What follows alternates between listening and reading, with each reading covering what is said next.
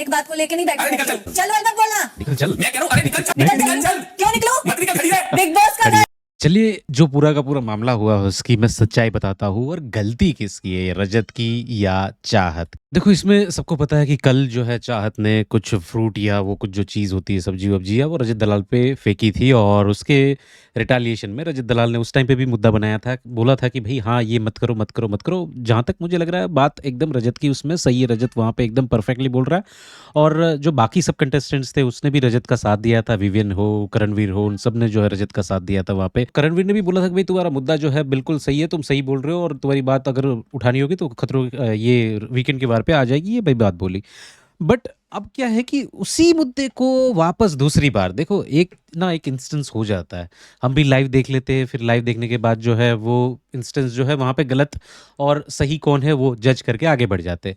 But रजत का problem क्या है, जैसे सेम अविनाश वाली चीज़ कि भाई तू ऐसा मत बोल, तूने कैसे फुसुर फुसुर कर दिया, एक दिन दूसरा दिन तीसरा दिन, फिर वापस चाहत का एक दिन दूसरा दिन तीसरा दिन। तो ये जो रबर की तरह खींचने वाली बात है, मतलब एकदम जो भी मुद्दा आता है ना उसको खींच डालो, इतना खींच डालो उतना खींच डालो जो कि उसकी वैल्यू, जो एक वैल्यू होती है ना, जो आपकी एक ऑथेंटिसिटी होती है वो ख़त्म ही हो जाती है। पब्लिक को ऐसा लगता है कि यार ये तो रबर की तरह खींच रहा है नेसेसरी चीज़ों के लिए।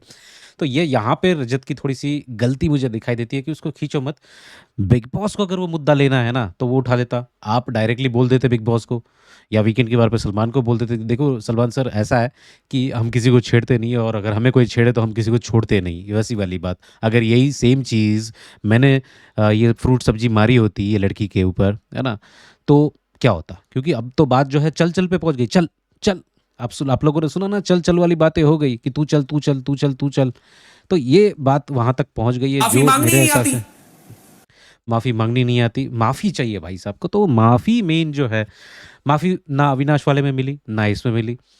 तो मुझे नहीं लग रहा कि रजत दलाल और यहाँ पे कोई बिग बॉस में एक दूसरे को कोई माफ़ी मांगेगा उस तरीके की।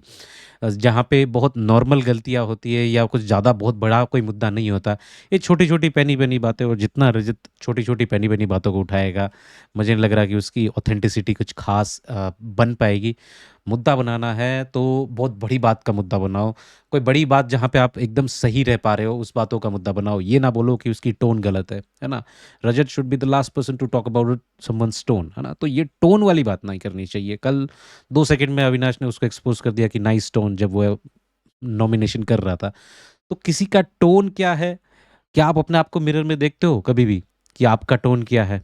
किसी के टोन के ऊपर बात कर रहे हो, किसी से माफ़ी मंगवाना चाह रहे हो, क्या आपने कभी किसी से माफ़ी मांगी? क्या आपने बग्गा से माफ़ी मांगी? आपने बग्गा को गाली दी थी, है ना? बग्गा ने तो आपको गाली नहीं दी कोई चीज़ के ऊपर, माफ़ी मांगी आपने? बग्गा इस तरीके से अड़ गया होता तो जैसे आप अड़ रहे हो, तो अच्छा नहीं दिखता ये अननेसेसरी की फाइट पिक करने के लिए।